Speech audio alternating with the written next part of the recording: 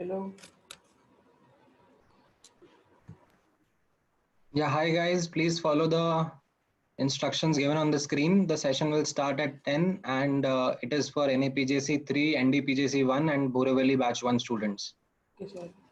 Okay, so if in case you have joined the incorrect link, तो आप वापस से अपने correct link की तरफ move करो and also wait till 10.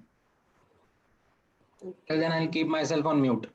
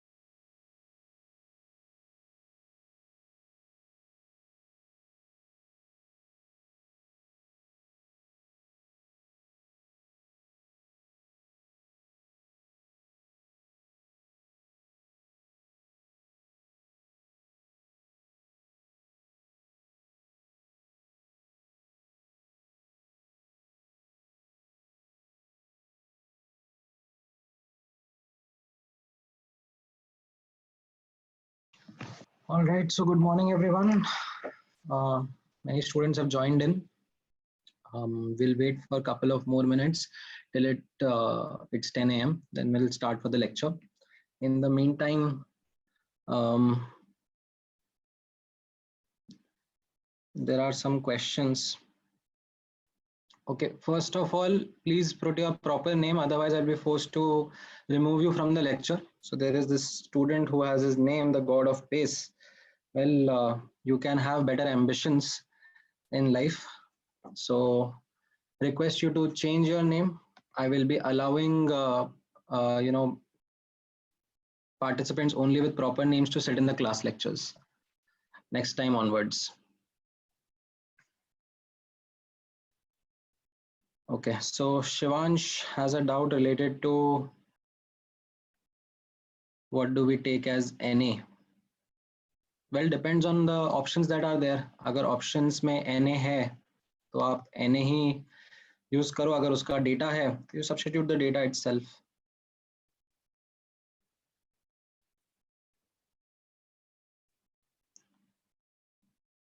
Right, so okay,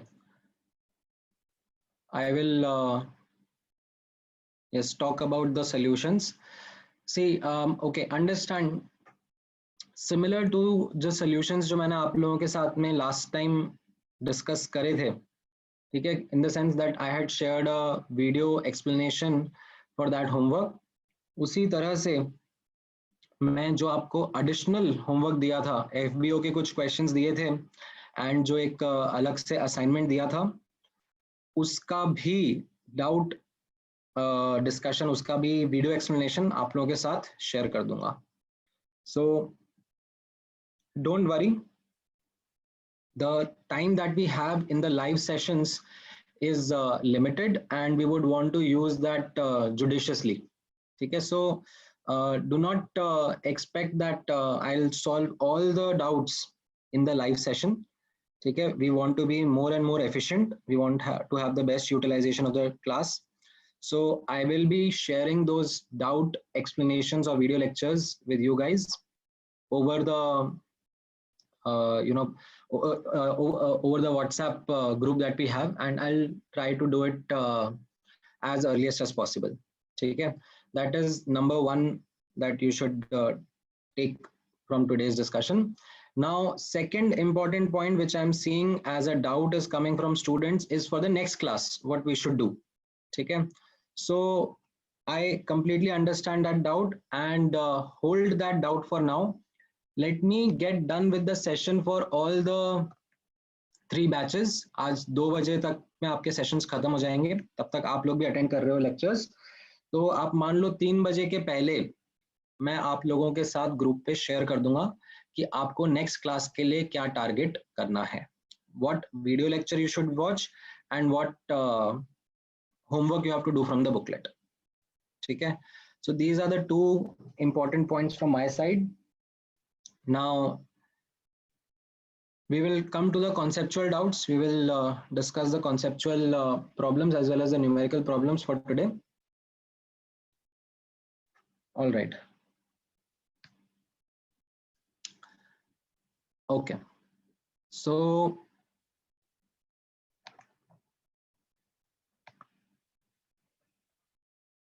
let me just remove these. We are now going to start with the session itself. All right. So मैंने आप लोगों को last class में homework दिया था and उस homework के basis पर आप लोगों ने एक पार्ट के तो वीडियो एक्सप्लेनेशंस मिल गए थे, उनका डिस्कशन कर लिया होगा, समझ लिया होगा. ठीक है, अब उसके बाद का जो होमवर्क है, ठीक है, जिसमें FBS के थोड़े बहुत FBO के और एडिशनल क्वेश्चंस थे, उसमें से 1-2 क्वेश्चंस मैं क्विकली डिस्कस कर लेता हूं. ठीक है, सो यहाँ पर नोटिस करना बेस्ड ऑन दैट होमवर्क. सी एक क्वेश्चन नंबर 29, ठीक है, FBO का, ये मैं अभी डिस्कस कर लेता हूं.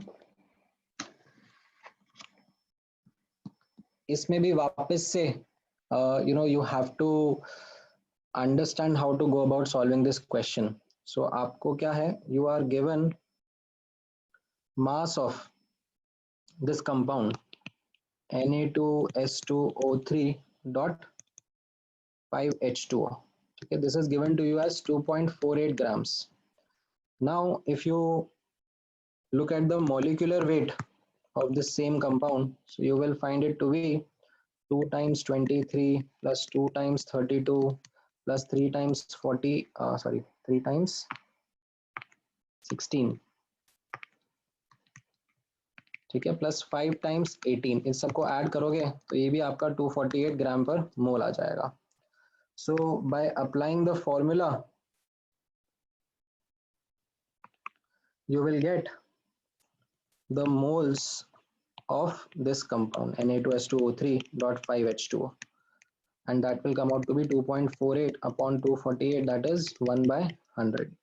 So you will get number of this substance के molecules that will be equal to 1/100 into Na.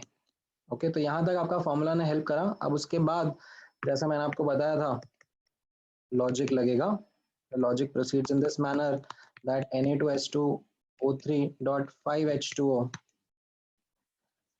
right, has one molecule has 5 molecules of H2O, right? So Na upon 100 will have how many? You just simply cross multiply and get your answer. ठीक है, आपको थोड़ा बहुत solve करना पड़ेगा इसमें. Approximation रफली approximately answer match कर रहा है. So that is something which you will be able to see. ठीक है, तो ये एक पर्टिकुलर क्वेश्चन था. नाउ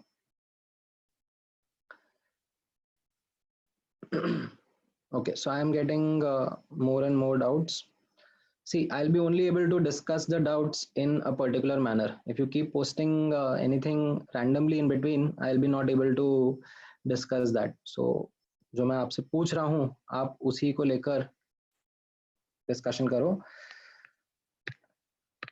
Now, एक और question. See, for those students who have joined in late, let me quickly explain once again. There are two important things that I shared with the students. For those who have joined in, listen properly. Number one, आप लोगों के साथ जो homework discussion बचा हुआ है, जो मैंने आपको लास्ट क्लास में एज एन एडिशनल होमवर्क दिया था, which included some questions from FBO and an assignment that I had shared with you. I will be again posting the video solutions of the same, and based on that you can refer to them and then let me know if there are any concerns from it. Number one. Number two is आज की class के बाद में क्या करना है. ठीक है, what we have to proceed after after today's lecture. I will share that on the WhatsApp group based on how much is the completion that has happened in all the 3 sections. ठीक है, so these are the 2 important clarifications. Now there are some small doubts which are going to come. So don't worry about these small doubts. We will work through them as we proceed. ठीक है, so आपके options के ऊपर depend करता है. जैसे इस particular question में, so I am getting a question from that how should we round off the Na value here. So answer आप ऑप्शंस पे फोकस करोगे तो आपको वो सिंपली दिखेगा कि राउंड ऑफ करने से बैठ रहा है. So don't worry about that. ये सब कॉमन सेंस बेस्ड पॉइंट्स हैं जो आपके सामने आते जाएंगे whenever you will come across the questions. Okay, so this was one particular question that I wanted to discuss. Now there is one more which I wanted to discuss. ठीक है, 36, this I'll discuss in a while. ठीक है, इसमें ये gas का concept है, तो give me some time, I will discuss this. And I'll just quickly also discuss the 38th question. ठीक है, from that homework that I had given. Now this 38th question was something in which आपको describe किया गया था that atomic weight of a triatomic gas is A. ठीक है, Now this is something where you are kind of stuck because triatomic gas for example ozone एक example हो गया, right? So it exists as collection of molecules, ठीक है? So इसके लिए molecular weight define करते हैं, ठीक है? So molecular weight of triatomic gas is what should be given in the question, but kind of ऐसे इसमें atomic weight दे दिया है, तो वो क्या बोल रहे हैं कि एक इंडिविजुअल एटम का वेट ए है, ठीक है? ए एएमयू या ए ग्राम पर मोल ले लो आप, तो जो मॉलिक्यूलर वेट रहेगा दैट विल बी 3A, ठीक है? So ideally speaking this is not a technically correct statement where you describe atomic weight of a triatomic gas matlab this is not something which is a correct way to talk about. What you need to understand is question में molecular weight देना चाहिए था, that would have made a more correct statement. So with this in mind, now अब आपको mass दिया हुआ है, mass of gas has been given to you as W grams. So अब आप formula लगा के moles निकाल लो, ठीक है? Moles of gas will come out to be W upon 3A. So that is something which you should understand as the answer, ठीक है? Okay, now related to this, right, you had certain questions, so usme as I said that this is how you have to proceed with it, ठीक है? Now okay,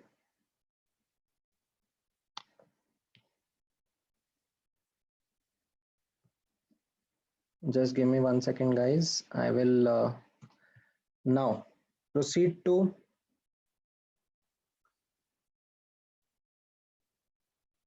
discussing the concepts in the chapter, ठीक है? बाकी questions का video solutions I will be sharing with you, तो आप एक बार उनको देखना एंड गो थ्रू करना. If you have any concerns then we will discuss them as well. All right, so as we understand,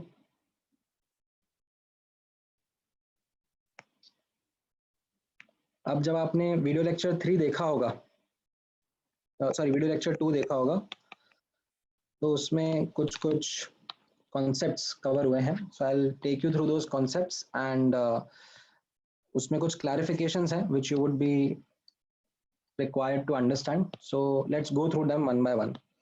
सो यहाँ पे नोटिस करना, one important discussion is ideal gas equation, ठीक है? Now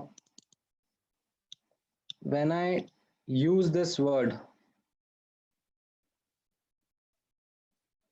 automatically a lot of you start having a lot of doubts कि sir ideal क्या होता है, pressure of the gas क्या होता है, fluids और gas के बीच का अंतर क्या होता है, right? आपको दुनिया भर के questions आएंगे, ठीक है?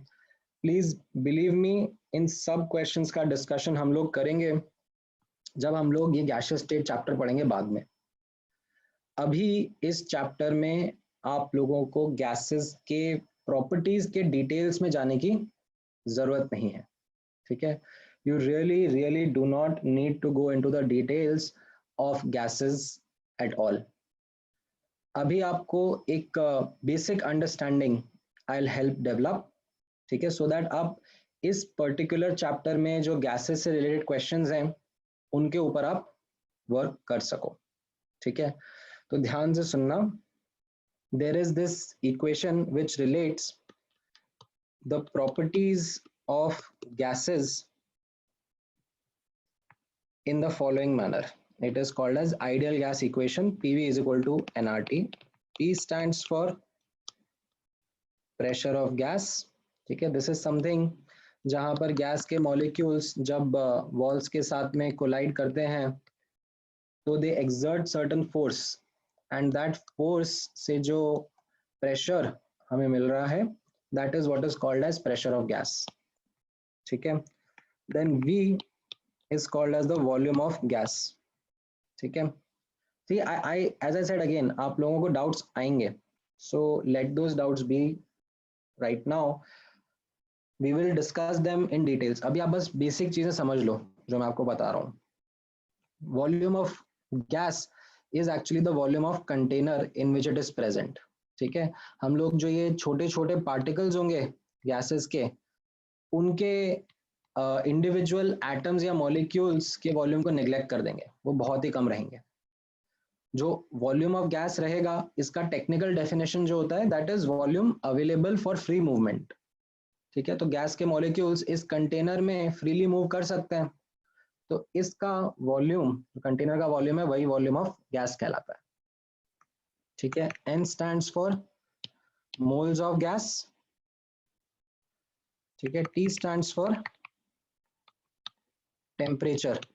ठीक है. Temperature of gas, and it is the temperature of the container only, जिसके अंदर ये प्रेजेंट है. R is something which is called as gas constant. ठीक है. This is a constant value for different types of gases that you might come across. कोई methane gas है, ammonia gas है, N2, O2, H2, सबके लिए हमें एक ही value use करनी है गैस कांस्टेंट की. However, यहाँ पर एक नोट करने के लिए पॉइंट होता है, which is that the value is same for all gases that we are going to use, but this value depends on units that we are going to choose while solving this equation, PV is equal to nRT. ठीक है. तो इसमें notice करना, if, ठीक है, यहाँ पर units आप नोटिस करना, अगर मैं कॉमन यूनिट्स यूज करूंगा, प्रेशर के लिए ATM यूज करूंगा, वॉल्यूम के लिए लीटर्स यूज करूंगा, मोल्स के लिए मोल्स, टेम्परेचर के लिए केल्विन. ठीक है. देन R का वैल्यू हैज टू बी 0.0821. ठीक है. This is something which I will be using. And आप देखोगे ये जो हमारा इक्वेशन था PV is equal to nRT से, तो ये ATM है, ये लीटर है, ये मोल है, एंड ये केल्विन है. तो आपको इसका यूनिट भी मिल जाएगा. इसका वैल्यू के साथ साथ इसका यूनिट होगा 0.0821 ATM litre upon mole kelvin. ठीक है. अगर आप लोग SI यूनिट्स में वर्क कर रहे हो, ठीक है, SI यूनिट्स में मतलब प्रेशर आपने न्यूटन पर मीटर स्क्वायर में लिया, न्यूटन पर मीटर स्क्वायर और पास्कल में लिया, वॉल्यूम आपने मीटर क्यूब में लिया, मोल्स मोल में, टेम्परेचर केल्विन में, तो R का वैल्यू आपको यूज करना होता है 8.314. ठीक है. अब आप इसका यूनिट्स देखोगे तो कैसा आएगा, ये न्यूटन पर मीटर स्क्वायर है, ये मीटर क्यूब है, राइट, ये मोल है, एंड ये केल्विन है.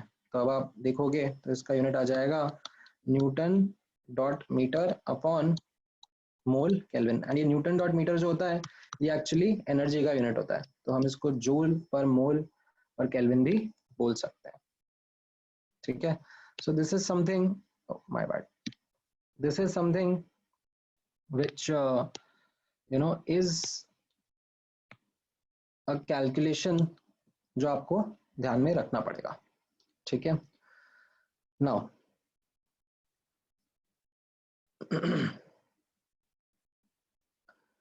right, so we will talk about the unit conversions also.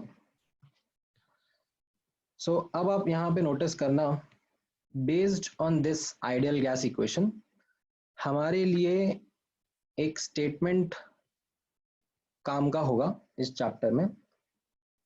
ठीक है. तो यहाँ पर ऑब्जर्व करना, based on ideal gas equation, ठीक है, the volume, ठीक है, in liters occupied by 1 mole of gas, ठीक है, occupied by 1 mole of gas at standard temperature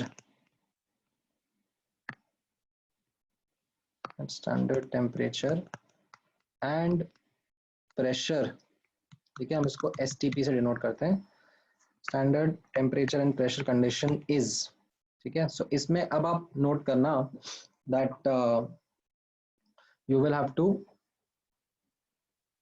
clearly differentiate between an old convention and a new convention, ठीक है। so there is an old convention and there is a new convention. old convention क्या कहता है?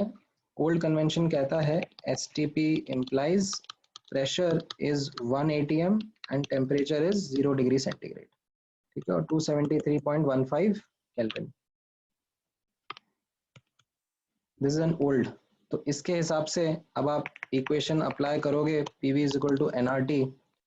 सो यहाँ पे आप 1 डाल दोगे, N की जगह भी 1, R की जगह 0.0821 एंड टेम्परेचर की जगह 273.15. So you will get volume as 22.4 litres, ठीक है। This is as per the old convention, ठीक है। This is also called as molar volume because this is the volume of 1 mole of gas at 0 degree centigrade and 273 Kelvin.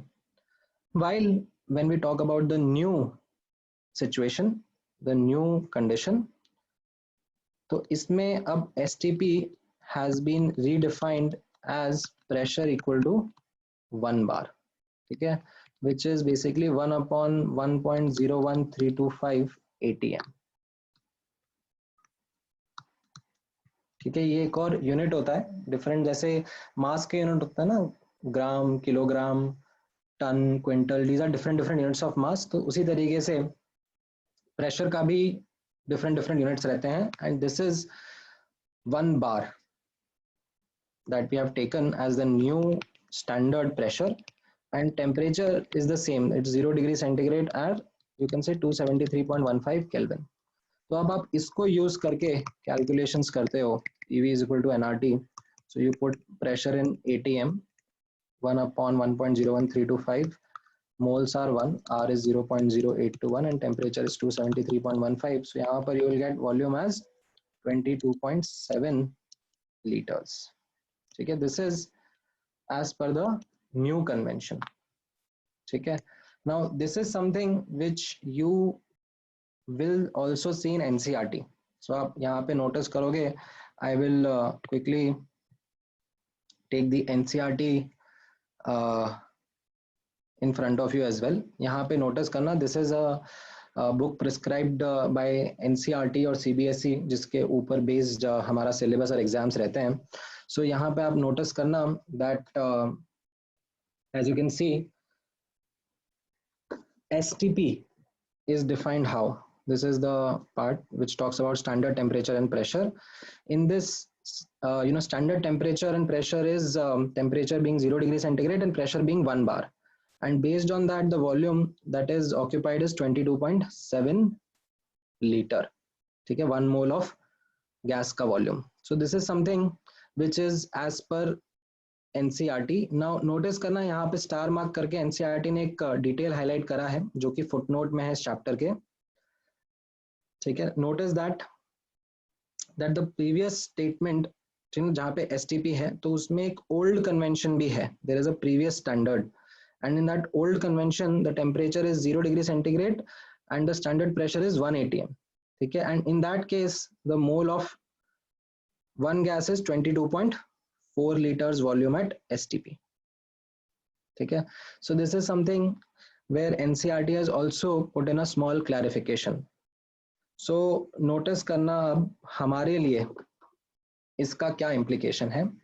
So understand the thing is it is not so important discussion in lot of the new questions that come in. जो भी हमारे नए examinations हो रहे हैं, be it mains का examination और advanced का examination, उसमें rather than using the STP words, they simply describe the pressure and temperature condition. वो बोल देंगे कि प्रेशर 1 ATM है और टेम्परेचर इतना है एंड आप कैलकुलेशन कर लो, ठीक है। इनफैक्ट वो लोग ऐसे आर की वैल्यूज भी बता देते हैं, ठीक है। समटाइम्स अगर उनको कैलकुलेशन सिंप्लीफाई करवाना होता है तो वो क्वेश्चन में ऐसे आर को 0.08 भी लेने को बोल देते हैं, ठीक है, वो क्वेश्चन में ही सिंप्लीफाई करके दे देते हैं। तो this is something which now comes as part of questions in these standard examinations, so you don't have to worry about it.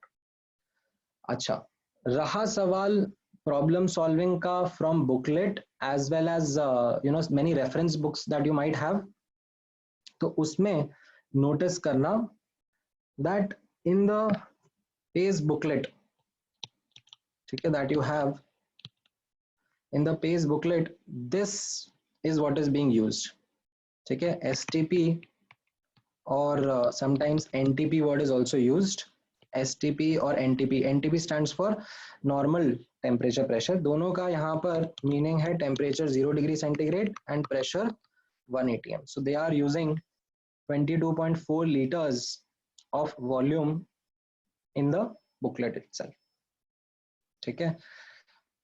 अगर कोई रेफरेंस बुक आप सॉल्व कर रहे हो और उसमें दे हैव यूज्ड 22.7 का डेटा, तो it will be assuming that standard pressure is 1 bar, ठीक है।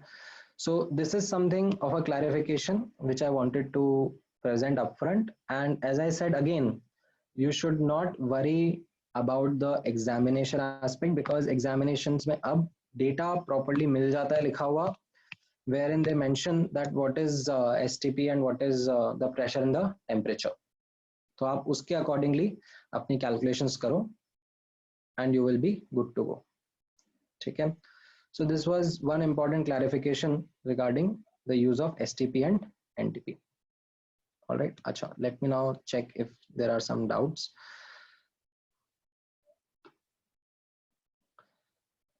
Okay, so it is not mentioned which one should we use.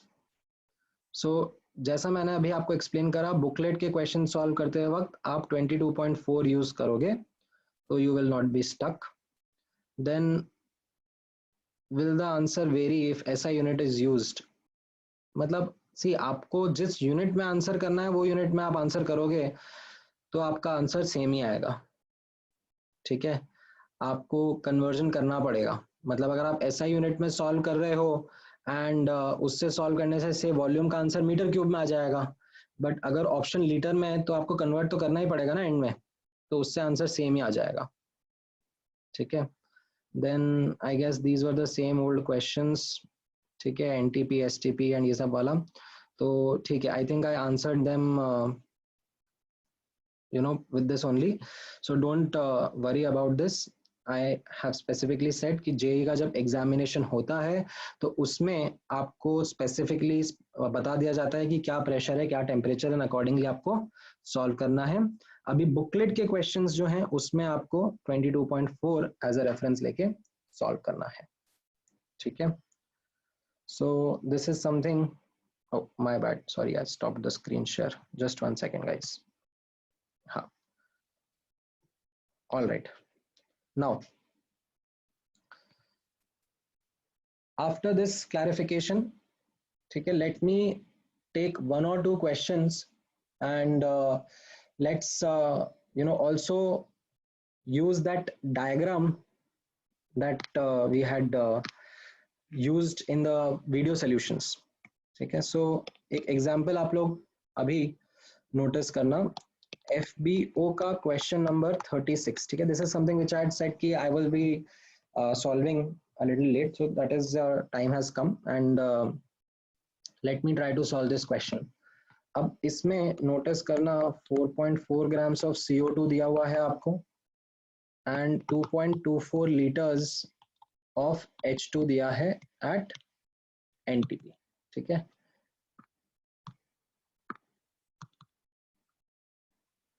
Now these are mixed in the container and what you are being asked about the total molecules कितने हैं, ठीक है। that is a question that is being asked. Now based on what you need to do is apply the formula to get the total number of molecules. अब वो जो diagram आप लोगों के साथ में एक डिस्कस किया था मैंने इन द वीडियो सॉल्यूशंस, वो मैं एक बार दोबारा यहाँ पे डिस्क्राइब कर देता हूँ।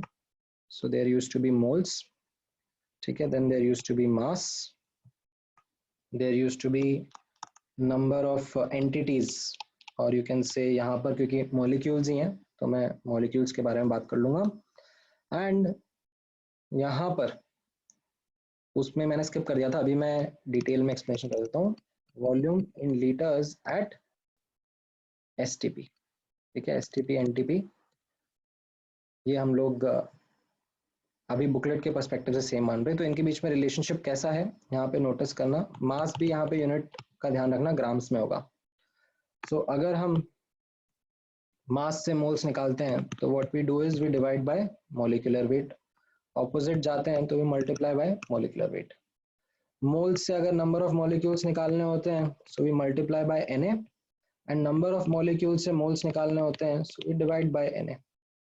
अभी जो हमने यहाँ पर ऊपर रिलेशनशिप सीखा है, ठीक है, ये रिलेशनशिप क्या सीखा है हमने कि 1 mole of gas occupied 22.4 litres of volume, ठीक है, एट एनटीपी कंडीशंस, ठीक है, एट एनटीपी कंडीशंस मतलब temperature and pressure as mentioned, 1 atm pressure and 273.15 kelvin temperature. तो इस केस में अब जितने भी मोल्स आपके आएंगे आप उनको 22.4 से मल्टीप्लाई कर दोगे तो आपको वॉल्यूम इन लीटर्स मिल जाएगा, एंड अगर आप डिवाइड बाय 22.4 करोगे तो आपको मतलब वॉल्यूम को डिवाइड बाय 22.4 करोगे तो आपको मोल्स मिल जाएंगे। This is something which we are going to solve और we are going to do questions for booklet, ठीक है। नाउ अब इसके बेसिस पर हम लोग क्वेश्चंस का डिस्कशन करते हैं। नोटिस करना, पहले हम CO2 के ऊपर वर्क करते हैं। CO2 के ऊपर कैसा है, CO2 के ऊपर आपको मास दिया हुआ है, mass is given to you as 4.4 grams, so हम लोग सीधे मास से मोल्स जा सकते हैं, as you can see, so moles of CO2 will come out to be 4.4 divided by 44, that is its molecular weight। तो इससे अब मेरा नंबर ऑफ मॉलिक्यूल्स आ जाएंगे, number of molecules of CO2 will be simply this 1/10 number of moles into Na, ठीक है। मैं यहाँ से as you can see मैं मोल्स से मॉलिक्यूल्स पे मल्टीप्लाई बाय Na करके आ जाऊंगा, ठीक है। Now let's look at H2। तो H2 के लिए क्या दिया हुआ है, H2 के लिए दिया हुआ है आपको volume is given as 2.24 litres at NTP। तो अगर अब इससे वॉल्यूम दिया हुआ है, ठीक है, वॉल्यूम से मुझे मोल्स निकालने हैं तो क्या करना पड़ेगा, I will divide by 22.4, so that's what I will do here. So moles of H2 will be equal to 2.24 divide by 22.4, right. So from the moles, once I get the moles, now I get the molecules by multiplying it by Na, so I'll get molecules of H2 is equal to, ये 1/10 आ गया यहाँ पर, 1/10 into Na, ठीक है। So I'll get my answer of total molecules, इन दोनों को मैं add कर दूंगा, मेरा आंसर आ जाएगा Na/5, that is what my answer would be। Now अब एक important क्वेश्चन नोट करना इसमें, ठीक है। One important question for everyone is that ये वाला जो पार्ट था, ठीक है, जिसको हम लोगों ने लास्ट क्लास में काफी डिटेल में एक्सप्लोर किया था with a lot of questions, this is applicable for all, ठीक है, मतलब एज इन सॉलिड्स हो, लिक्विड्स हो या गैस हो, सबके लिए एप्लीकेबल है ये मास मोल रिलेशनशिप, इसमें कोई दिक्कत नहीं है। बट ये वाला जो पार्ट है, ठीक है, this part that I am talking about, ठीक है, inter conversion between moles and volume, ठीक है, this is something which is applicable only for gases, ठीक है, एट STP और we say NTP condition,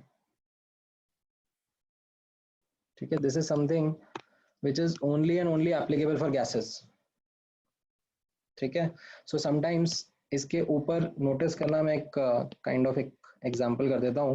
if I ask you determine number of electrons in 36 ml of water at NTP. ठीक है, तो अब इसमें ये करना गड़बड़ हो जाएगा. मतलब you might just say 36 ml implies 36 upon 1000 liters and then अब आपने NTP सुन के ना एकदम अचानक से ऐसे जल्दी हो जाती है क्वेश्चन का फॉर्मूला यूज करने की. So you might say that 36 by 1000 and this divide by 22.4 will be the moles of H2O. ठीक है, ये यहाँ पर गड़बड़ हो गया. Why? Because this is at NTP at 0 degree centigrade and 1 atm. H2O does not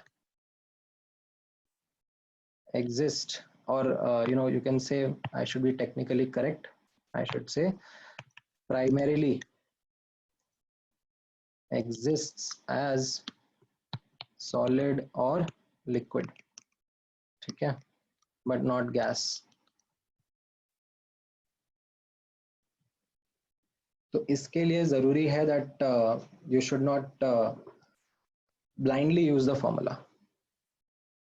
ठीक है, solve it using only in the case जहां पर ये gases हैं. All right, now इसमें अब कुछ डाउट्स हैं तो एक बार डिस्कस कर लेते हैं. So somebody is asking about triple point of water. Let's not get ahead of ourselves. ठीक है, अभी आपने पढ़ना शुरू करा है. Maybe you have learned some terms from here and there, but that's okay. You don't need to get into the details of something called as triple point of water. ठीक है, then someone has asked, do you need to express the value of Na? Well, that depends on the question. ठीक है, उसमें options कैसे हैं, आपको data value के terms में डालना है कि Na के टर्म्स में ऑप्शन है, तो आप उसी तरीके से आंसर कर सकते हो. ठीक है, then yeah, there can be different ways of solving questions and all. It's okay, someone has given the answer, that's okay. ठीक है, all right, then there are some doubts regarding average time to solve the questions. ये अभी आप धीरे धीरे सीखोगे. यश, don't get into the problem solving test taking aspects right now. We'll talk about it. Okay, so now coming back, we have these gas related concept clear in front of you. ठीक है, अभी ये एक example मैंने आप लोगों के साथ में डिस्कस करा है. ठीक है, तो आपको ये समझ में आएगा किस तरीके से हम लोग इस स्टेटमेंट का यूज करेंगे. ठीक है, अब एक इम्पॉर्टेंट नोट जरूर यहाँ पे देखना. ठीक है, 1 mole of gas occupies 22.4 liters of volume at STP or NTP condition. ठीक है, this is something as per the old convention that I am talking about. Notice करना, this statement is applicable for a mixture of gas also. ठीक है, ये पहली बात तो किसी गैस के टाइप पर डिपेंड नहीं कर रहा है. So this statement is true for N2 as well as O2 as well as methane as well as ammonia. ठीक है, what I am also saying is that ये mixture of gases के लिए भी applicable है. ठीक है, if this is applicable for a mixture of gases, तो एक question, ठीक है, slightly tricky question है. Let me see if you guys are able to solve this question. ठीक है, based on the understanding that we just developed. ठीक है, so you have a question in front of you. A mixture of 53 grams of CH4 and C2H6 is found to occupy a volume of 24.8 liters at NTP. ठीक है, now I'm asking you determine the total number of carbon atoms in this sample. ठीक है, determine the total number of carbon atoms in this sample.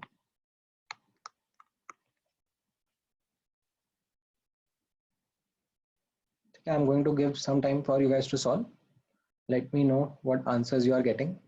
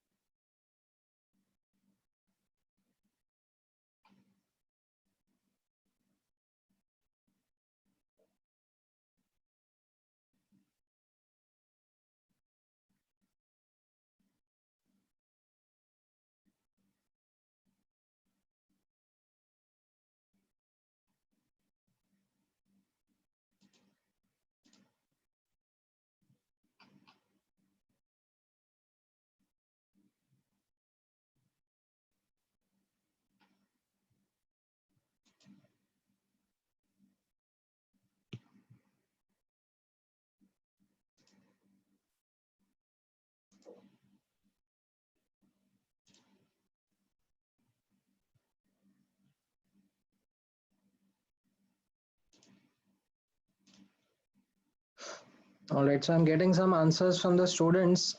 Well, none of them is correct till now. ठीक है सिद्धांत, question को ध्यान से read करो. आप ऑलमोस्ट पहुंच गए हो अपने आंसर पर, बट आपने थोड़ी सी गड़बड़ कर दी है. ओके, या यश, Aditya, they have given correct answers. Then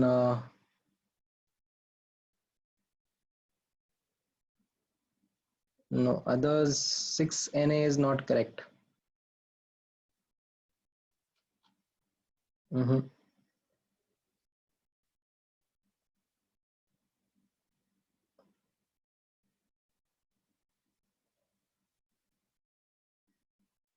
Nope. 3.5 Na is the correct answer. ठीक है, 3.5 Na is the correct answer. Now let me show you how to work with this. There can be many methods that you can try. ठीक है, ऐसा नहीं बोल रहा हूँ कि सिर्फ एक ही पर्टिकुलर मेथड है, आप बहुत सारे डिफरेंट मेथड्स यूज कर सकते हो. So if I take one method here, so मुझे क्या पूछा जा रहा है, I have been asked total number of carbon atoms. तो अगर total number of carbon atoms के बारे में बात कर रहे हैं, तो अगर मुझे मोल्स मिल जाएं किसी तरीके से, ठीक है, तो मेरे लिए सॉल्व करना इजी हो जाएगा. तो let that be my starting point. ठीक है, let the moles of CH4 in the sample be A and let the moles of C2H6 be equal to B. ठीक है, अगर मुझे मोल्स मिल जाएंगे तो मैं नंबर ऑफ कार्बन एटम्स बता दूंगा ना. This implies number of moles of carbon atom कितना हो जाएगा, A + 2B. राइट, कैसे? क्योंकि आप नोटिस करोगे CH4 के एक मॉलिक्यूल में एक कार्बन एटम है, तो A मोल में भी A ही आएंगे. और अगर मैं C2H6 के बारे में नोटिस करूंगा, तो एक मोल में, एक मॉलिक्यूल में दो कार्बन एटम्स हैं, तो एक मोल में दो मोल होंगे, B मोल में कितने, 2 भी आ जाएंगे. ठीक है, तो अगर मुझे कहीं से A और B मिल जाएंगे, तो मुझे number of moles of carbon atoms भी मिल जाएंगे. ठीक है, so now let's try to solve for A and B using data given in question. अब जो डेटा गिवन है उससे मेरे को दो वेरिएबल सॉल्व करने हैं.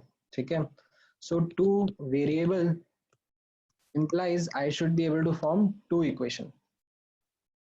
ठीक है, ताकि फिर मैं दो वेरिएबल दो इक्वेशन सॉल्व कर लूं. तो अब ये इक्वेशन का डेटा पॉइंट देखना क्या क्या दिया हुआ है क्वेश्चन में.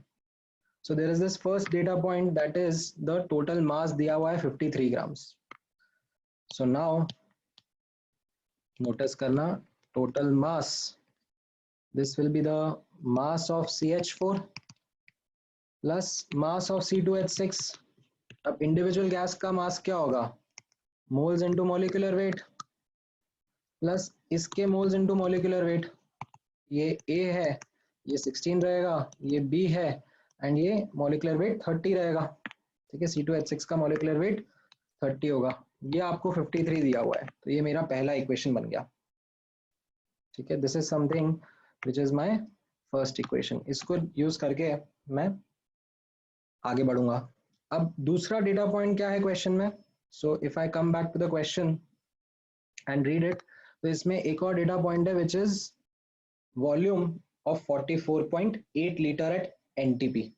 ठीक है, now the thing is that जैसा मैंने आपको बताया था कि ये जो स्टेटमेंट था ये मिक्सचर ऑफ गैस के लिए भी एप्लीकेबल है, right. So I can write here that total volume is equal to 44.8 liters at NTP.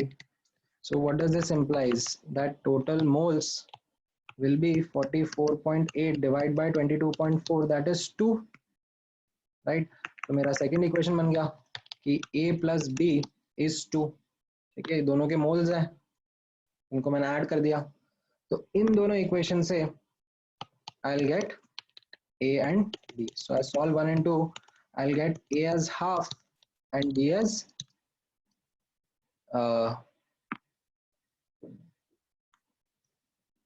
B as 3 by 2. Yeah, I'll get A as half and B as 3 by 2. So total moles of carbon atom कितने लिखे थे, A plus 2 भी लिखे थे, तो ये मेरा आ जाएगा 3.5. बट ये मेरा आंसर नहीं है क्योंकि ये मोल्स हैं. अभी आंसर करेक्टली, क्योंकि ये भी एक ऑप्शन हो सकता है. ठीक है, ये एक ऑप्शन होगा और आप जल्दबाजी में इसको मार्क कर दोगे तो नेगेटिव मार्क्स आ जाएंगे. So total number of carbon atoms will be equal to now 3.5 into Na. This is your correct answer. ठीक है, so I'll just take one quick recap of this. एक बार दोबारा से देखना यहाँ पर. You have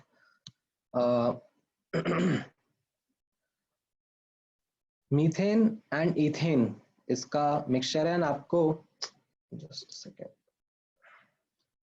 methane and ethane का mixture है एंड आपको इसमें बोला जा रहा है दैट गेट द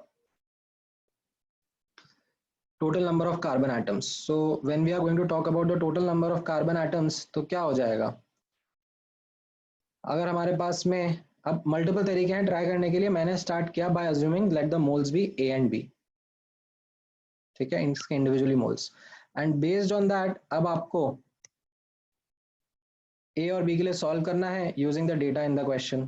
ठीक है, बिफोर वी स्टार्ट सॉल्विंग, तो यहाँ पर नोटिस करना दैट मोल्स ऑफ कार्बन कितना हो जाएगा. अगर A मोल्स और B मोल्स अज्यूम करा है मीथेन और इथेन का, तो मैंने यूनिटरी मेथड निकाल के बता दिया that it is A plus 2B.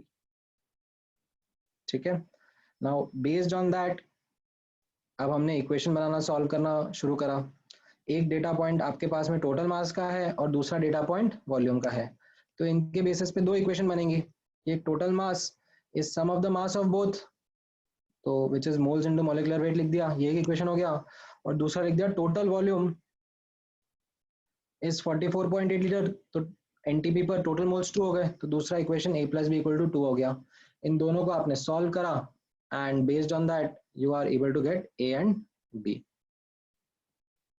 ठीक है, सो A एंड B से आपको आ गए तो मोल्स आ गए. तो ये moles of methane and moles of C2H6 निकल गए. अब उनमें आप कार्बन एटम्स, जैसा हमने ऊपर यूनिटरी मेथड से निकाला था, उससे मोल्स ऑफ कार्बन एटम निकाल लिए और इससे फिर number of carbon atoms calculate हो गए. ठीक है, सो this is pretty simple, straightforward. You can have different methods also, and based on it if you are getting the answer 3.5 Na, तो आपका मेथड सही है. बट अगर आपका आंसर कुछ और आ रहा है तो आपके मेथड में कहीं पे कुछ गलती हुई है. ठीक है, ऑल राइट. सो ये वाला एक गैस से रिलेटेड कॉन्सेप्ट है जो आपको याद रखना है. अच्छा, there is one more concept related to gases which you should be aware about while solving questions, which is vapor density of gas. ठीक है. Now this is something which again ICSE board के students को already पता है. ठीक है, हम इसको शॉर्ट में वेपर डेंसिटी दिखते हैं, but let me just take some time, couple of minutes to explain it to students of other boards as well. Now यहाँ पर समझना how will we proceed with this. So you have PV is equal to nRT as our starting point. ठीक है, and these moles can be written as mass upon molecular weight, right? अब मैं इसको थोड़ा सा रिजेक्ट कर देता हूँ, तो मैं मॉलिक्यूलर वेट को इधर लेके आ जाता हूँ एंड वॉल्यूम को राइट हैंड साइड लेके चला जाता हूँ, तो ये मास अपॉन वॉल्यूम हो गया. अब मास अपॉन वॉल्यूम क्या होता था definition wise? This is density, right? So you will get P into molecular weight is density. ठीक है, so you get the formula E into molecular weight upon RT. ठीक है, this is for gases. Now let's come to the definition of vapor density. ठीक है, अभी I'm going to talk about the definition of vapor density. So definition of vapor density is, it is the ratio of density of gas to density of reference gas. ठीक है, reference gas typically H2 रहता है at same temperature pressure condition.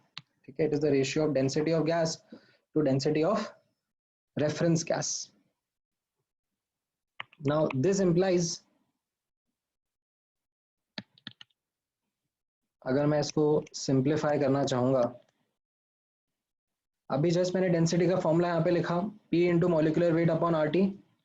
So I will simplify this as P into molecular weight of gas, ठीक है, by RT upon P into molecular weight of reference gas upon RT. ठीक है, तो ये cancel out हो जाएंगे, PP cancel out हो जाएगा, RT कैंसिल आउट हो जाएगा. जो मेरे पास बचेगा एंड में, क्योंकि ये सेम प्रेशर टेम्परेचर पर है ना, that is in the definition only, that it is at the same temperature pressure conditions. So vapor density will be molecular weight of, vapor density of gas is molecular weight of gas upon molecular weight of reference gas. ठीक है, अब जैसा मैंने आपको बताया, typically the reference gas is hydrogen, तो उसका molecular weight 2 होता है. ठीक है, हाइड्रोजन गैस का. So simplified formula of vapour density becomes molecular weight of gas by 2. ठीक है, this is something which will this might not come as a direct question to you, do the calculation of vapor density of a gas, but this may come as part of a bigger question. ठीक है, it becomes something which can be part of a question जहाँ पे छोटा सा data point दिया हुआ है that this is the vapor density. ठीक है, now as I said before also, so there's a doubt that is coming up that you want to copy the derivation and all, so don't worry, I'll be sharing the PDF with you guys. I'll be sharing the recording of this lecture as well. ठीक है, so don't worry about the part that you have missed. आप बाद में उसमें से देख के cover up कर पाओगे. ठीक है,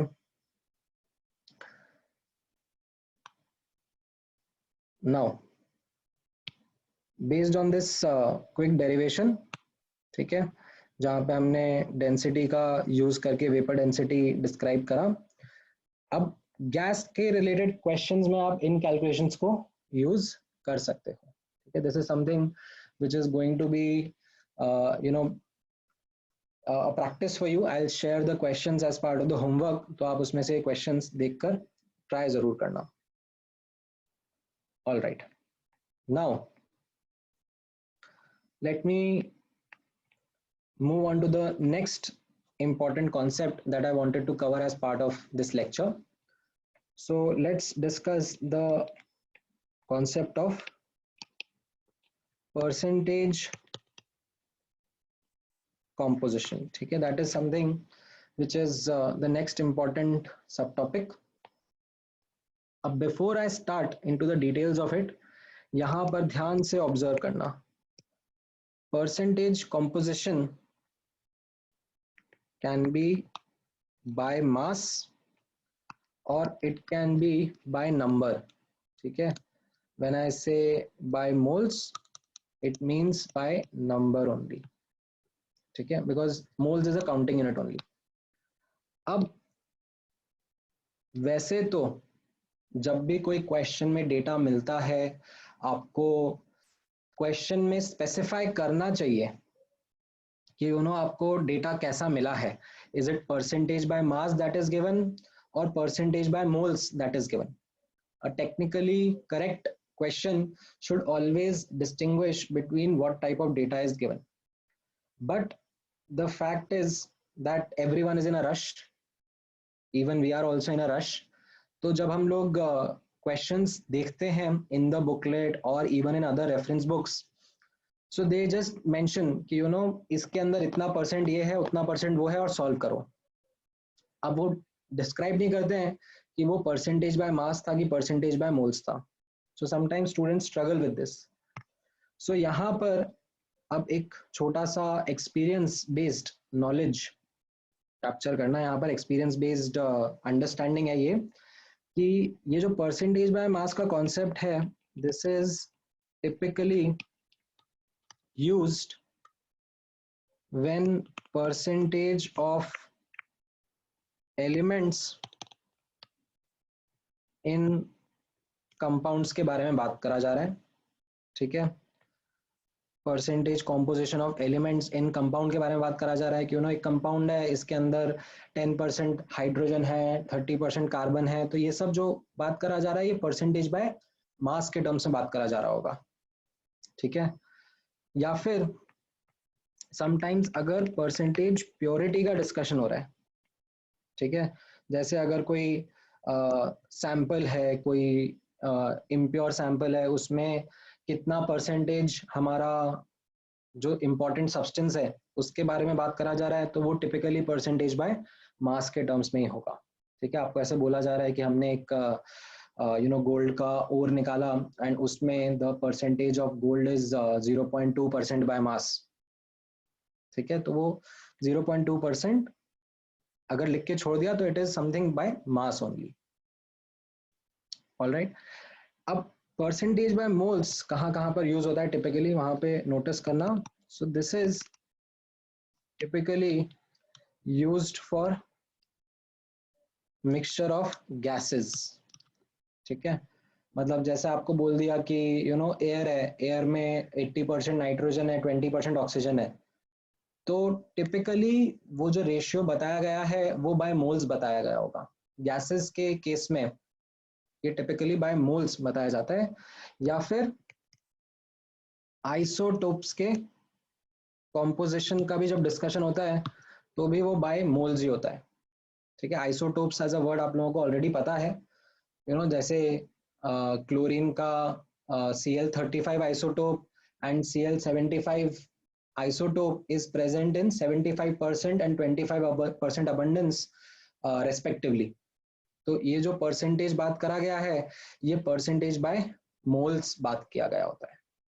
ठीक है, सो this is something which is a important wisdom which comes from experience of problem solving only, जो मैं आप लोगों के साथ में अपफ्रंट शेयर कर रहा हूँ. ठीक है, तो इस चीज का ध्यान रखना and don't get confused with this while solving questions. ठीक है, नाउ अब इसका फर्दर एप्लीकेशन. ठीक है, अभी आप इसका एग्जांपल्स देखना, अभी आपको मैं एग्जांपल्स और कराऊंगा तो उससे आपको और अच्छा समझ में आएगा. ठीक है, ये मैं एक क्विक आइडिया दे रहा था, अभी एग्जांपल्स के थ्रू जाते हैं. सो यू विल अंडरस्टैंड, या I will give some examples to help you understand this better. तो पहले एक बार मैं डेफिनेशन बता देता हूँ, फिर मैं एग्जांपल्स पे आ जाऊंगा. ठीक है, डेफिनेशन क्या हो जाएगा इसका, definition of percentage by mass of element in compound will be mass of element. In fact, let me kind of put it in a easier definition for you. So it will be contribution of element in molecular weight upon molecular weight into 100%. ठीक है, मैं example के through explain करता हूँ ये, ठीक है। Percentage by मास वाला जो कॉन्सेप्ट है इसको यहाँ पर नोटिस करना। Let me take some examples. So let me take example of percentage by mass and percentage by moles, and you have say carbon, hydrogen, oxygen, ठीक है, ये एलिमेंट्स हैं एंड इनके लिए आपके सामने डेटा है कुछ इस तरीके से। लेट्स से CO2 गैस है, ठीक है, CO2 कंपाउंड है। अब CO2 कंपाउंड के अंदर लेट्स से मैं आपसे पूछ रहा हूँ percentage of carbon by mass कितना होगा, ठीक है। तो फॉर्मूला नोटिस करना, percentage by mass of element in compound is contribution of element in the molecular weight upon molecular weight. So carbon dioxide का molecular weight है 44, ठीक है, that is the denominator, and इसमें how much is कार्बन का contribution, carbon का एक atom है जिसका 12 का contribution रहेगा, so this will be the percentage contribution by mass, ठीक है। हाइड्रोजन तो खैर इसमें है ही नहीं, हाइड्रोजन के बारे में बात नहीं करेंगे। ऑक्सीजन के लिए नोटिस करना, ऑक्सीजन का कितना कंट्रीब्यूशन रहेगा, सो 44 डिनोमिनेटर में है, that is the molecular weight, and इस मॉलिक्यूलर वेट में ऑक्सीजन का कितना कंट्रीब्यूशन है, there are 2 atoms contributing 16 each, तो ये आपका percentage into 100%, this will be the contribution of oxygen by mass, ठीक है। अच्छा, बाय मोल्स अगर आप जाओगे, ठीक है, तो बाय मोल्स का भी डेफिनेशन मैं यहाँ पे लिख देता हूँ, percentage by moles of element will be equal to, ठीक है, of element in compound will be equal to number of atoms of element, ठीक है, in one molecule upon atomicity, ठीक है। एटॉमिसिटी क्या होता है, atomicity is number of molecules, sorry, number of atoms that are there in one molecule into 100%, ठीक है, ये आपका एटॉमिसिटी आ जाता है।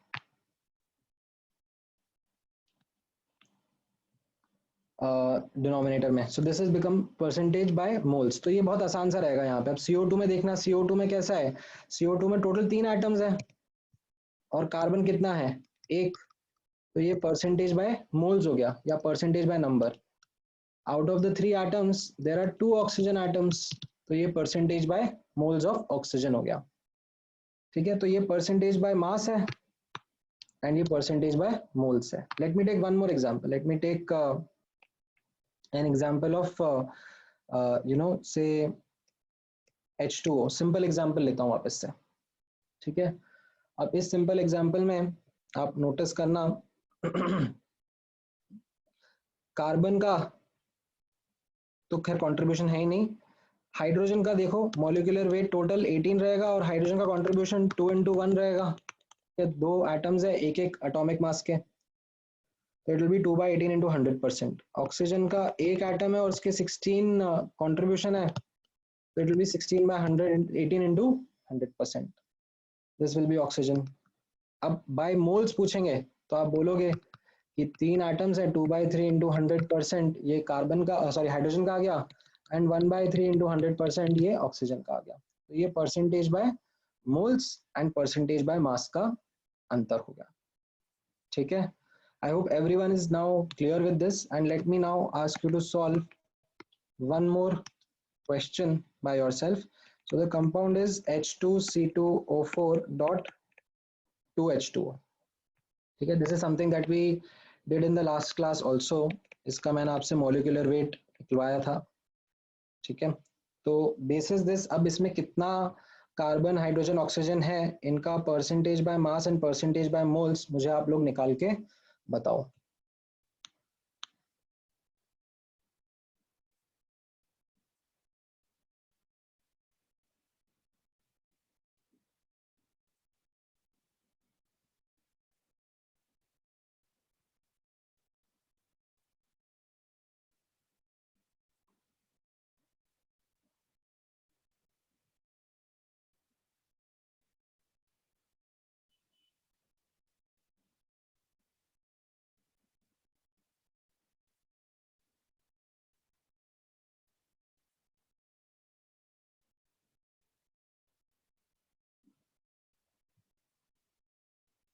राइट, सो ये मॉलिक्यूल है H2C2O4.2H2O। ठीक है, इसमें you have to get the percentage by mass of the different elements। ठीक है, फॉर्मूला क्या था परसेंटेज बाय मास का?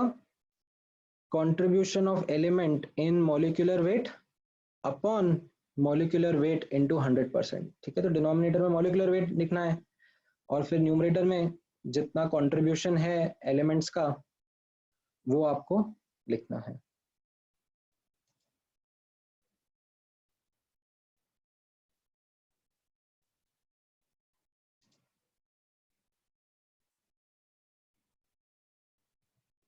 ठीक है, एंड ऐसा जरूरी नहीं है कि आप डेसिमल में कैलकुलेशन करके मुझे बताओ, आप फ्रैक्शन में भी बता सकते हो, fraction is also okay.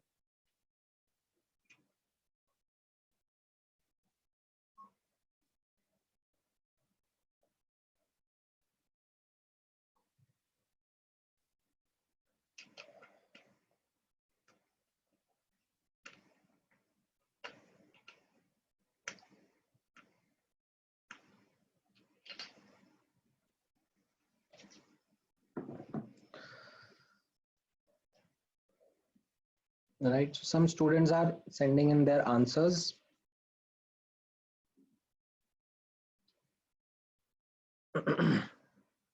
right, right, some of you are correct, yes।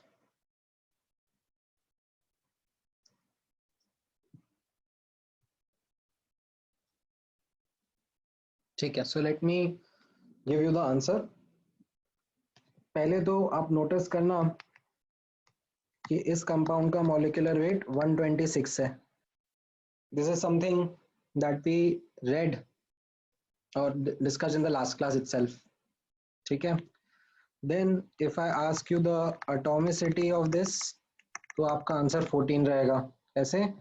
Hydrogen के 2 प्लस 2 इंटू 2 4, टोटल 6 एटम्स हैं। कार्बन के 2 हैं एंड ऑक्सीजन के भी 4 प्लस 2 इंटू 1 6 एटम्स हैं, तो टोटल 14 एटम्स हैं। तो now this is something clear. तो अब हम मूव करते हैं towards calculating the percentage by मास। तो आप यहाँ पे पहले कार्बन का नोटिस करना, डिनोमिनेटर में 126 आ जाएगा, ये मॉलिक्यूलर वेट है। और कार्बन का कंट्रीब्यूशन कितना है? कार्बन के 2 एटम्स हैं जिनका 12 ईच का कंट्रीब्यूशन है, तो ये percentage by mass of carbon आ गया। हाइड्रोजन के लिए डिनोमिनेटर में 126 because that is the molecular weight, और हाइड्रोजन के कितने यहाँ पर एटम्स है? 6 एटम्स हैं, तो 6 इंटू 1 इंटू 100%। देन ऑक्सीजन के लिए वापस डिनोमिनेटर में 126, that is the molecular weight, and oxygen के कितने एटम्स हैं? 4 प्लस 2, तो टोटल 6 एटम्स है and each contributes 16। So this is percentage by mass, right? I hope this is something which is clear with everyone. Now by moles देख लेना, by moles कैसा रहेगा? यहाँ पर कार्बन का 2 एटम है एंड एटॉमिसिटी यानी कि टोटल एटम्स यहाँ पे 14 है, तो 2/14 इंटू 100%.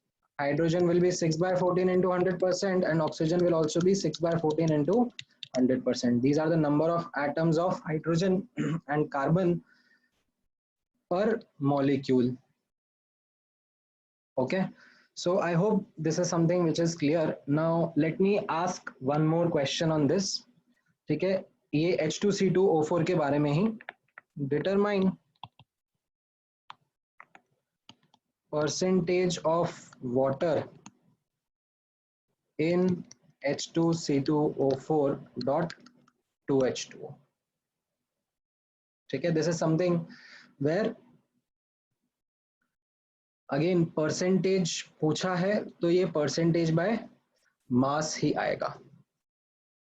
ठीक है, तो someone asked me a question about atomicity. Atomicity is the number of atoms that are present in this one molecule. तो हाइड्रोजन का 2, कार्बन का 2, ऑक्सीजन का 4, तो ये 8 हो गए. उसके बाद यहाँ H2O में नोटिस करना ना, H2O में 3 एटम्स हैं और ये 2 मॉलिक्यूल्स हैं उसके, तो 6 हो गए ये. तो 8 + 6 is 14. That's how you get the atomicity.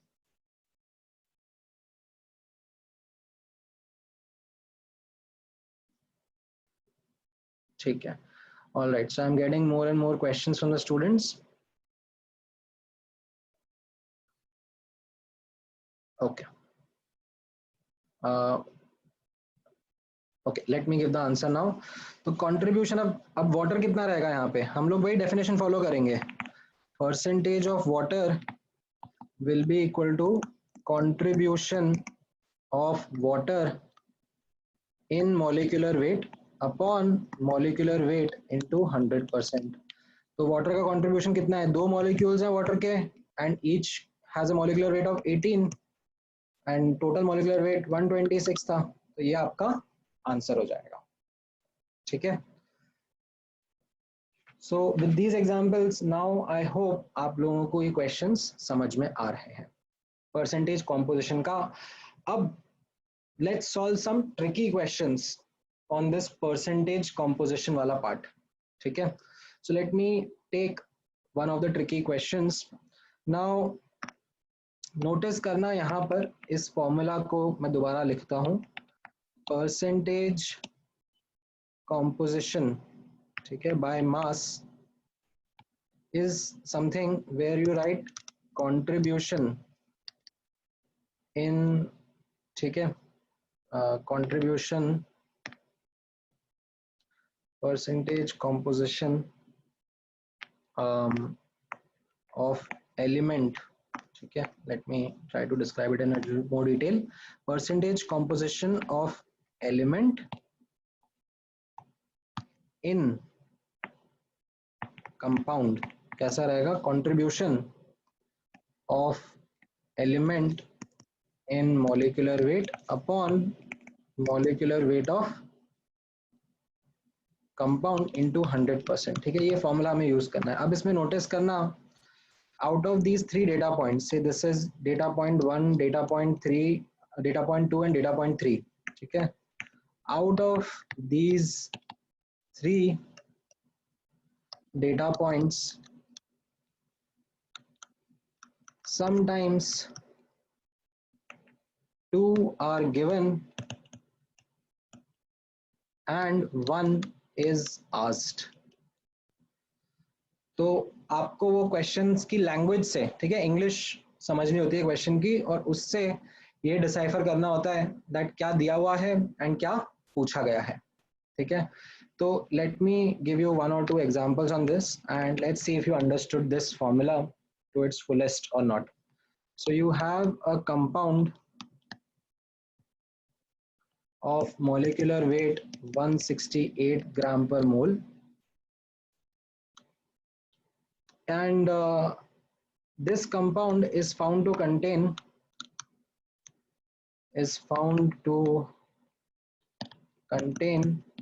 33.33%. ठीक है, 100/3% नाइट्रोजन. ठीक है, व्हेन आई से nitrogen it just means N. ठीक है, N2 मत ले लेना. ठीक है, एलिमेंट के बारे में बात कर रहे हैं, nitrogen. So determine the number of atoms of n per molecule of this compound. ठीक है, इसको सॉल्व करने की कोशिश करो. आपका फॉर्मूला आपके सामने है. Let me zoom out a bit. ठीक है, then try to solve and get the answer.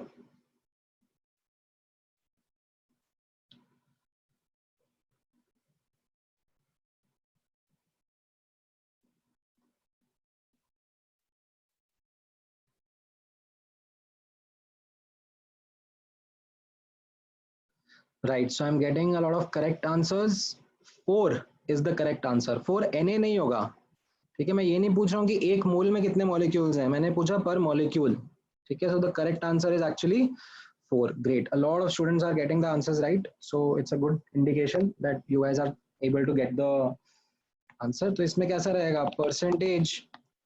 ठीक है, मतलब मैं ऐसे ही स्टार्ट करूंगा. I'll start by saying that let the number of atoms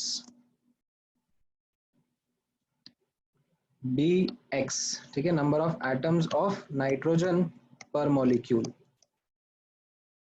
ठीक है, b x. तो इससे क्या हो जाएगा, अब मेरा कैलकुलेशन कैसा रहेगा, percentage composition is contribution of nitrogen, which will be 14 into x, and molecular weight is given 168.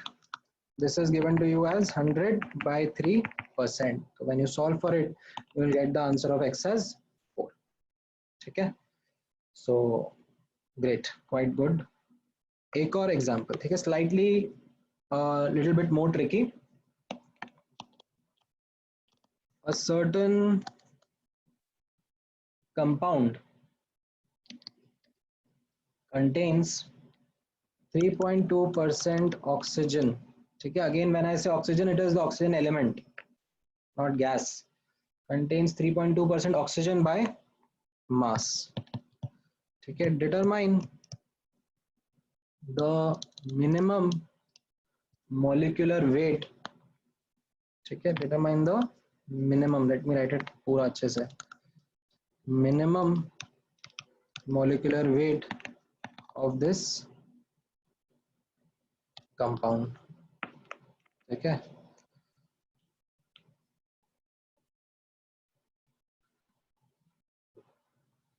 okay, so some questions are asking regarding the previous question कि 14 कहाँ से आया.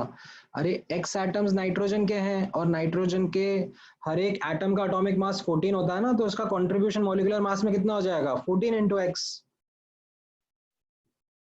एंड कोई पूछ रहा है व्हाई नॉट Na, तो ये भाई n का आंसर 4 आ तो रहा है आपका, नंबर ऑफ एटम्स का 4. Na कब आएगा, जब आपको पूछा जाएगा कि एक मोल मॉलिक्यूल्स के अंदर कितने एटम है. अभी तो मैंने इतना ही पूछा ना कि एक मॉलिक्यूल में कितने एटम है.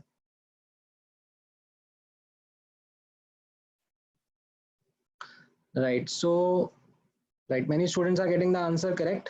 500 is the correct answer, not 5 और 50, 500.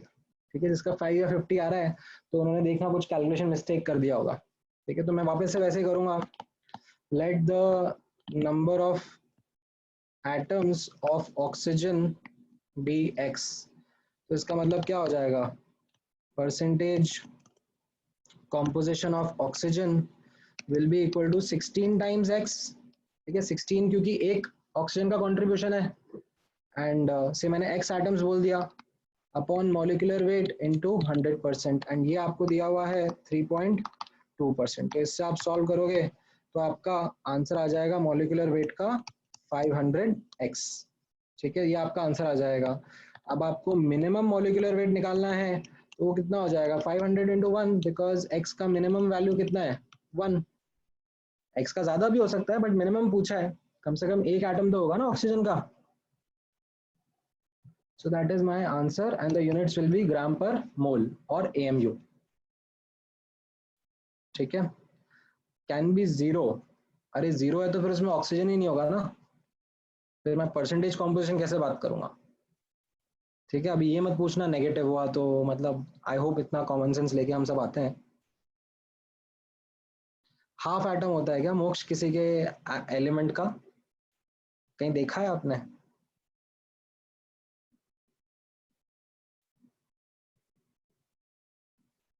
अरे semi hydrate, what nonsense, you have, you can't have a molecule in half और एन एटम इन हाफ। मतलब पहली बात तो आपको सेमी हाइड्रेट की डेफिनेशन नहीं पता है।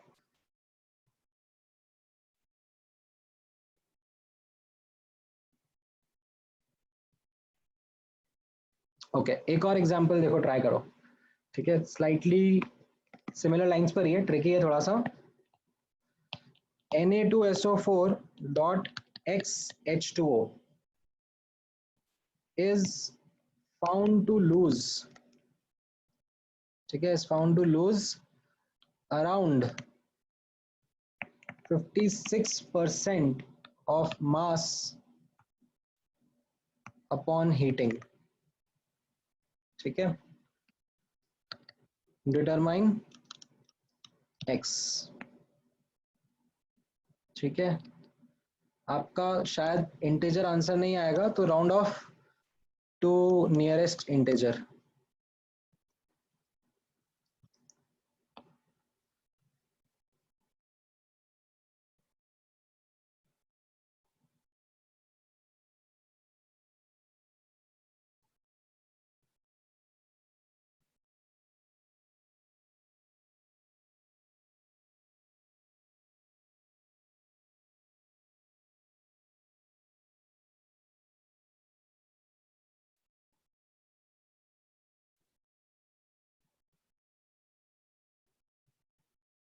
राइट शिवम, आपका आंसर सही आ रहा है। रुशिल का भी सही है।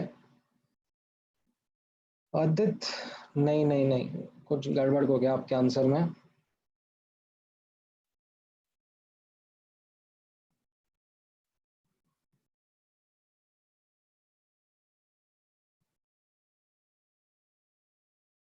हम्म,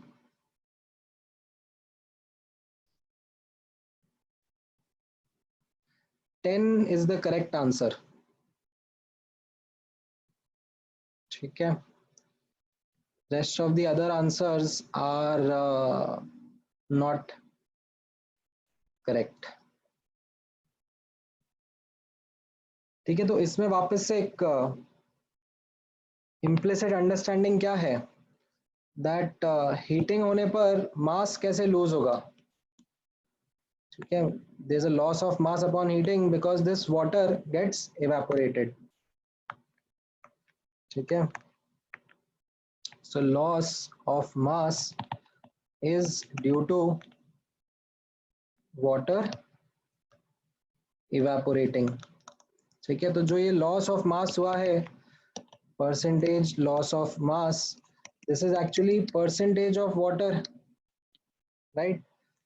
एंड परसेंटेज, ये आपको 56% बोला जा रहा है, एंड परसेंटेज ऑफ वाटर कितना होगा, contribution in molecular weight upon molecular weight into 100%, right. So ये फॉर्मूला जो आपने देखा यहाँ पर Na2SO4 क्या था, Na2SO4 डॉट XH2O, तो इसके अंदर वाटर का कंट्रीब्यूशन रहेगा 18 टाइम्स x। ठीक है, 18 मॉलिक्यूलर वेट होता है वाटर का और उसके x मॉलिक्यूल्स हैं, एंड इसका मॉलिक्यूलर वेट कितना हो जाएगा, सोडियम का 23 है, सल्फर का 32 है, ऑक्सीजन के 4 एटम्स है which are 16 each, and yes the water is also part of the molecule. तो जब आप इसको सॉल्व करोगे, ठीक है, तो यहां से आपका x का आंसर 10 आएगा।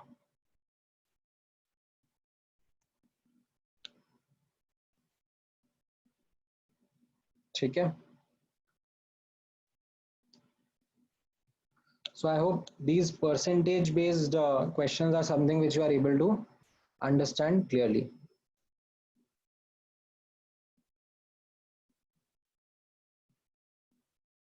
अगर कुछ अलग आंसर आया तो एक बार अपनी कैलकुलेशंस दोबारा चेक करो।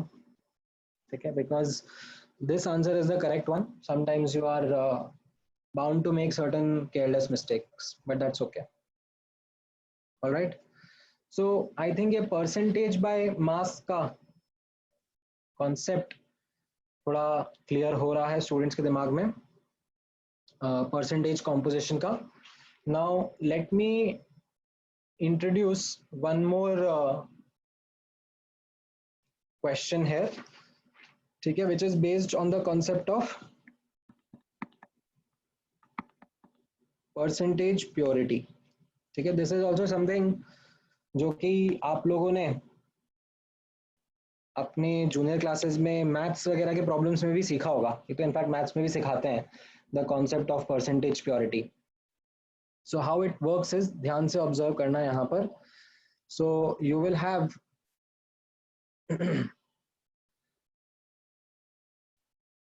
say a substance here. ठीक है, this is say a sample of something. ठीक है, this is a sample of something. तो क्या रहेगा इस sample of something में, एक तो something रहेगा एंड बचा हुआ पार्ट हम उसको impurity बोलेंगे. ठीक है, सो परसेंटेज प्योरिटी, ठीक है, परसेंटेज प्योरिटी का डेफिनेशन क्या हो जाएगा, mass of something upon mass of sample into 100%. ठीक है, एकदम बेसिक डेफिनेशन है and this is something which you know most of the students do know. ठीक है, इसमें भी अगर मैं आपको लाइक इन 3 डेटा पॉइंट्स में से कोई 2 दे दूंगा और एक पूछूंगा तो वापस से आप पूरा सॉल्विंग कैलकुलेशन सब आसानी से कर सकते हो. ठीक है, but let me put a slightly different question and see if you are able to answer that. ठीक है, सो यहाँ पर ऑब्जर्व करना एक क्वेश्चन के through, a 40% pure H2SO4 sample contains how much sulfur. ठीक है, how much sulfur in terms of percentage by mass. ठीक है, इसमें एक assumption आ जाएगा, assume impurities do not contain sulfur.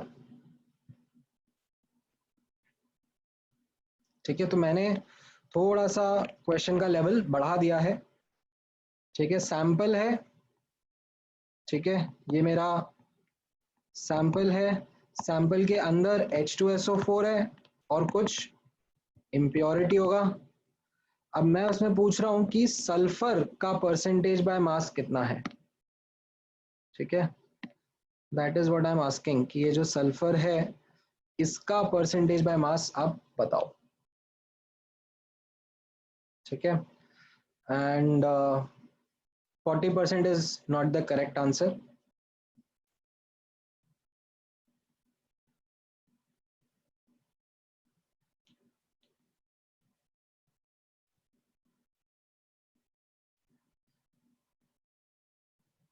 Aditya का आंसर सही है.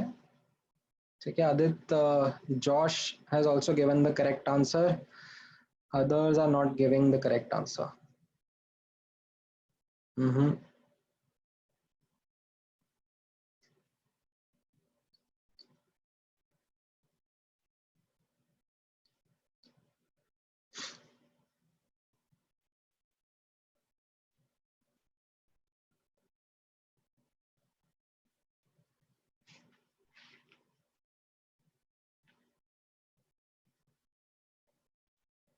See, around 13% is the correct answer. ठीक है, around 13%. So a lot of you have been able to get that answer, but some of you have not been. So let me then show you how it is done. ठीक है, ध्यान से observe करना. So there are multiple ways in which I can do this question.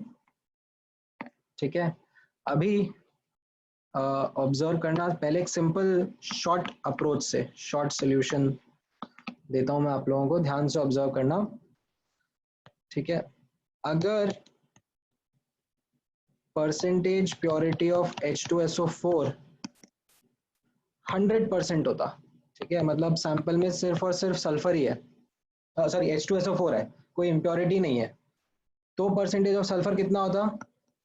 Contribution of sulphur in the atomic mass upon the molecular weight into 100%, है ना। अगर 100% pure sample होता, मतलब सिर्फ और सिर्फ H2SO4 होता, तो उसमें इतना सल्फर रहता। अब आपसे बोला जा रहा है कि 40% अगर है प्योर तो कितना सल्फर होगा, तो आप यूनिटरी मेथड लगा दो और आंसर निकाल लो, ठीक है। ये शॉर्ट सोल्यूशन हो गया। सो इसका आंसर आपका कितना आ जाएगा, 40/100 इंटू 32/98 इंटू 100%, ठीक है। तो ये रफली आपका 13% के आसपास आ जाएगा, ठीक है। सो this is the short answer, ठीक है। अब इसी को मैं एक लॉन्ग तरीके से भी करके बता देता हूँ, ठीक है। Long solution is something which is more conceptual in nature, ठीक है, very simple solution but a little long and conceptual, ठीक है। तो वो किस तरीके से, it will help you to visualise the problem, ठीक है। ये वाला जो पार्ट था ना, ये इसमें क्या खास विजुअलाइजेशन नहीं समझ में आता है, इसमें आपको हाँ ये समझ में आता है कि अरे हाँ हाँ बहुत सिंपल फटाफट आंसर आ गया यूनिटरी मेथड लगाकर, but let me help you visualise it better, ठीक है। सो लेट से ये आपका सैंपल है, ठीक है। So let mass of sample, ठीक है, let this mass of the sample be m grams, ठीक है। अब इसके अंदर impurity भी है और H2SO4 भी है, ठीक है। नाउ अब आपको क्या गिवन है, गिवन है परसेंटेज ऑफ H2SO4, ठीक है, percentage purity of H2SO4 is 40%, तो इसका मतलब मास ऑफ H2SO4 कितना आ जाएगा, mass of H2SO4 is 40/100 into m grams, ये मास ऑफ H2SO4 आ गया, ठीक है। अब आप वापस से मल्टीपल तरीके से कर सकते हो, तो यहां से नोटिस करना, सिंस, ठीक है, since percentage of sulphur in H2SO4 is, ठीक है, जो मेरा सिर्फ H2SO4 होता है उसमें, और in fact let me rather do it in terms of moles also, तो भी आपको एक आसान तरीका दिखेगा, ठीक है। मास आ गया तो इससे मोल्स ऑफ H2SO4 आ जाएंगे, मोल्स ऑफ H2SO4 कितना हो जाएगा, 1/98 इंटू 40/100 इंटू m, ठीक है। ये मॉलिक्यूलर वेट है H2SO4 का, ठीक है। अब ठीक है, धीरे धीरे थोड़ी स्पीड बढ़ाओ, ऐसा नहीं कि अब मैं बैठ के आपको मॉलिक्यूलर वेट कैलकुलेट कराने बैठूंगा, ठीक है। सो this is the molecular weight of H2SO4, तो ये मोल्स ऑफ H2SO4 आ गए, ठीक है। अब H2SO4 के मोल्स आ गए और उसमें आप सल्फर पे नोटिस करोगे तो एक मॉलिक्यूल के अंदर एक एटम है सल्फर का, राइट। तो अगर 1/98 इंटू 40/100 इंटू m मोल्स है इसके, तो सल्फर के भी मोल्स आ जाएंगे, तो वो सेम ही आ जाएंगे आप निकालोगे तो मोल्स ऑफ सल्फर आपके पास में कितना आ गया, 1/98 इंटू 40/100 इंटू m। अब आपके पास मोल्स ऑफ सल्फर आ गया तो इससे मास ऑफ सल्फर आ गया, ठीक है। मास ऑफ सल्फर कितना हो जाएगा, मोल्स इंटू एटॉमिक वेट, तो ये आ जाएगा 1/98 into 40/100 into m into sulphur का एटॉमिक वेट कितना होता है 32, तो ये ग्राम्स में सल्फर का मास आ जाएगा, right. So now you get the answer, percentage of sulphur will be mass of sulphur upon mass of sample into 100%। तो इसमें अब मेरा मास ऑफ सल्फर कितना है, 1/98 into 40/100 into m into 32 upon mass of sample is m into 100%, और ये m और m cancel out हो जाएगा, तो I will again get my answer similar to और क्लोजर टू 13%। तो ये एक और तरीका था सॉल्व करने का। ठीक है, थोड़ा सा फास्ट मैंने करा है, मैं वापस से एक बार करके बताता हूँ, because it is a slightly longer solution. ठीक है, और आप इसके अलावा भी और डिफरेंट तरीके से कर सकते हो। ठीक है, you can do this question with other different methods as well. So just give me 1 or 2 minutes to re-explain this question. Okay, so you have sample के अंदर H2SO4 है और उस H2SO4 के अंदर सल्फर है। ठीक है, तो हम लोग क्या कर रहे हैं, अब हमने मास ऑफ सैंपल मान लिया m and percentage purity given है 40%, तो उससे मास ऑफ H2SO4 आ गया। अब मास ऑफ H2SO4 से मैं मास ऑफ सल्फर निकाल रहा हूं, तो उसके लिए मैंने थोड़ी मेहनत करी है कि मास ऑफ H2SO4 से मैंने मोल्स ऑफ H2SO4 निकाल लिए, और फिर मोल्स ऑफ H2SO4 से मैंने मोल्स ऑफ सल्फर निकाल लिए, and then moles of sulphur से फिर मैंने मास ऑफ सल्फर निकाल लिया। ठीक है, you could have done it in another manner, जहां पर आप परसेंटेज कॉम्पोजिशन का यूज भी कर सकते थे, एंड ये सोल्यूशन थोड़ा सा और छोटा हो जाता, but that's okay, there are multiple ways to doing the same question. जितने आप डिफरेंट तरीके से करोगे उतना ही आपका सोचने का तरीका भी बढ़ेगा, right? So this is something where you will be able to get the answer to the percentage purity वाला aspect as well. ठीक है, so I guess we are now close to the end of our lecture. These concepts that I have shared, ठीक है, इनका मैं PDF as well as इस पूरे video lecture का रिकॉर्डिंग आप लोगों के साथ में शेयर करूंगा। So based on that you can complete your personal notes as well. अच्छा, as I said, homework क्या करना है इसके बाद का, that I will share in the group itself. ठीक है, that is something to be done after 2 o'clock. ठीक है, so before 3 o'clock I will just quickly update you guys what to do next. Okay, right now don't worry about reaching out to different kinds of books or anything. अभी आप जितना मैं आपको content बता रहा हूँ बुकलेट का, उतना आप सॉल्व करोगे, असाइनमेंट्स में आपको भेज दूंगा, तो वो आपके लिए मोर देन सफिशिएंट रहेगा। ठीक है, all right, so let's close the lecture for the day, and I will see you guys now on I think Saturday. Yeah, Saturday we have another lecture. Okay, thank you guys.